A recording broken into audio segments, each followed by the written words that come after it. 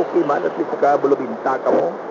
Siling ka bala nga nakaulo income sila, plus sa mga hotel bala nga masiling bala naton nga naka-inkaman sa mga ito mga pabulang naton. So maragta, siyempre dapat naman mga bisita, mga halin sa iban nga mga lugar, like Ilo, Bacolod, may halin sa Metro Manila, at ikinaglandin yung mga hotel sila yun, ikibot na sa hotel to.